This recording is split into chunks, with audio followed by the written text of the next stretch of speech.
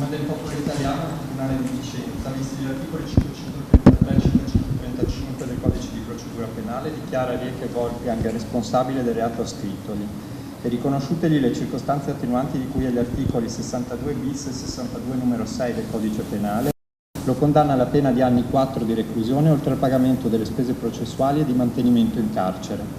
La sentenza dice colpevole. In tribunale a Vicenza il camionista Wolfgang Rieke è condannato a 4 anni di reclusione. Una storia che inizia il 30 novembre del 2022, quando il campione veneto di ciclismo Davide Rebellin viene travolto e ucciso dal tir tedesco a Montebello Vicentino.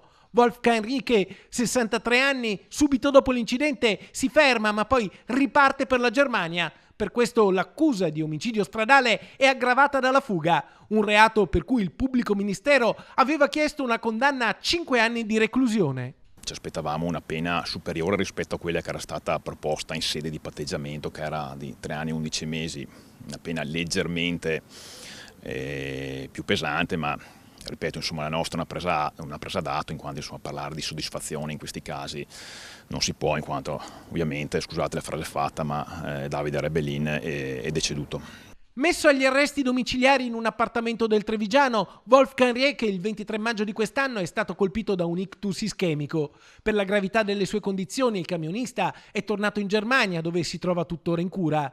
Se lui oggi era impossibilitato ad esserci, c'erano invece i familiari di Davide Rebellin, il fratello Carlo e la mamma Brigida che, chiusi in un composto silenzio, non hanno voluto rilasciare dichiarazioni. Hanno affidato le loro parole a un comunicato in cui si dicono moderatamente soddisfatti, sottolineando che però Davide non tornerà.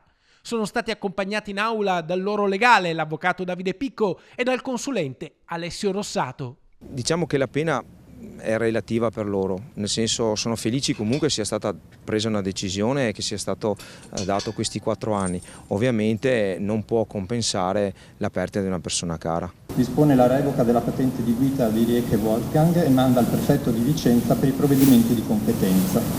Wolfgang Rieke è stato condannato anche alla revoca della patente. I legali del camionista tedesco hanno preso atto della sentenza, ma adesso sarebbero pronti a ricorrere in appello.